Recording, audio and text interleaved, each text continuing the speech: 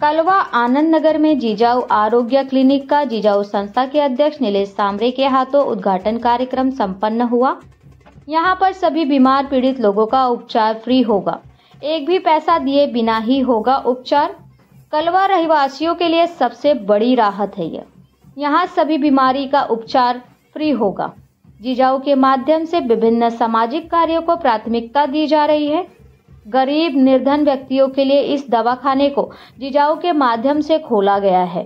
सभी प्रकार की सुविधा को क्लिनिक में मुहैया कराकर रोगियों का इलाज मुफ्त में किया जाएगा। साथ ही वहां स्लम में रहने वाले गरीब जरूरतमंद बच्चों को शिक्षा से जुड़ी सभी सुविधाओं को मुहैया कराने का साथ ही वहां के बच्चों को जिजाऊ के संस्थापक नीलेश सांबरे ने नोटबुक वितरण किए।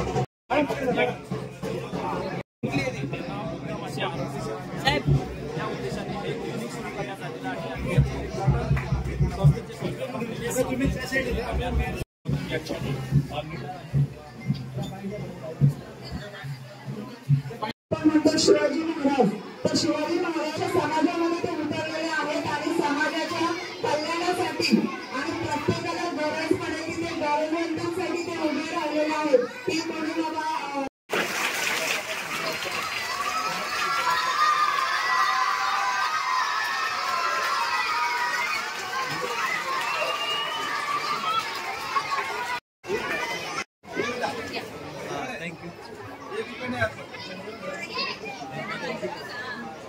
धन्यवाद। त्याचबरोबर आजच्या आपल्या या कार्यक्रमात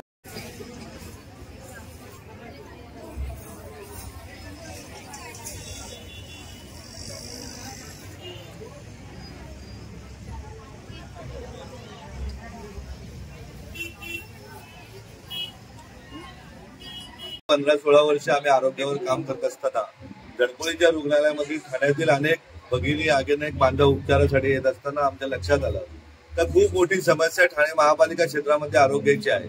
पूर्वीच्या काळी असं होतं, आमचं रुग्णालय चालू होण्याच्या आधी एखादा रुग्ण जर अंबाडीला आला तर अंबाडीवरनं भिवंडीला पाठवलं जायचं डिलिव्हरीला, डिलिव्हरीवरनं शिवाजी हॉस्पिटलला पाठवलं जायचं, शिवाजी हॉस्पिटलवरून बाहेरून मुंबईला पाठवलं जायचं। ही दुरावस्था बघून आम्ही रुग्णालय उभं केलेलं आहे की जे कुठलीही वर्गणी न मागता कोणाकडून देणगी न घेता हा समाज आपला आहे आणि या समाजाच्या सर्वार्थाने आरोग्याची सेवा करणे ही आपली ड्युटी आहे, ती समजून आपलं रुग्णालय उभं आहे। आणि या रुग्णालयामध्ये दररोजच मुंबऱ्यापासून कोपरी पाचपाखाडीपासून ठाणे शहरापासून अनेक बांधव समाज बांधव उपचारासाठी येत असतात। अशा वेळेस जर असं जिजाऊ आरोग्य क्लिनिक जे सुरू केले, आम्ही लोकसभा निवडणुकीमध्ये समाजाला आश्वासन दिलं होतं की 100 आरोग्य क्लिनिक उभे करू।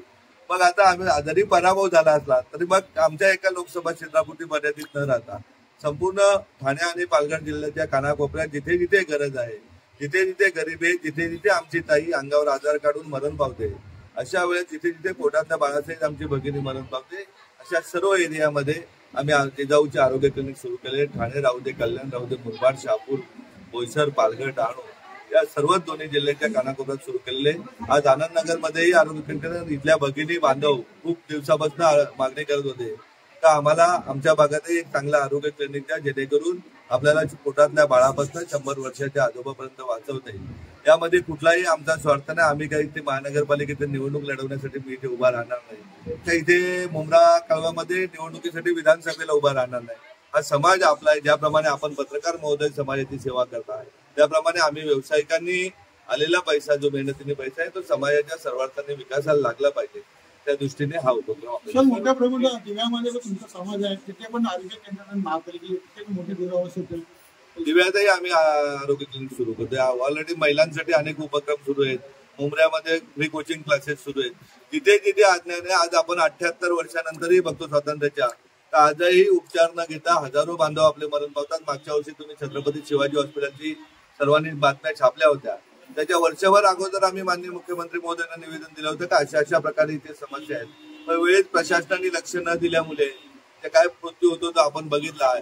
कोविड काळात आपण बघितलं की आपला सर्वांचा जीव जात असताना ठाण्यातले मोठमोठे बिल्डर कल्याण, डोंबिवली महापालिकेच्या रुग्णालयामध्ये चादर पाठण्यापासून तर जेवण देण्यापर्यंत करत होते. किंवा अनेक यंत्रणा आपण बघितल्या प्रशासनामध्ये त्यांना आपल्याशी काय देणं घेणं नसतं, त्यांना फक्त पैसा कमावायचा असतो. तुम्ही आम्ही आज आपण आपल्या समाजाची सेवा केली पाहिजे.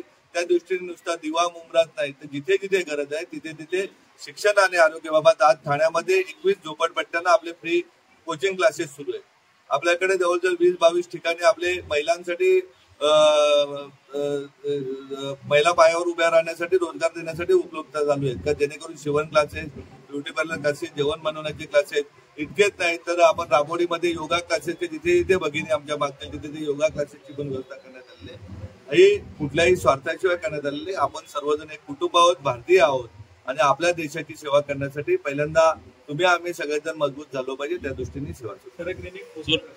हा 100% मोफत आहे. हीच क्लिनिक आहे. जिजाऊचे सर्वच उपक्रम मोफत आहेत आणि त्यासाठी आपण बघताय का काही ठिकाणी मोफत असतात, परंतु ते कुठून आवाच्या सव्वा वर्गणे घेऊन किंवा समाजाचं दुकान मांडून केले जातात. आमच्या आदिवासी एरियामध्ये भागामध्ये अशाच प्रकारचे उपक्रम चालतात.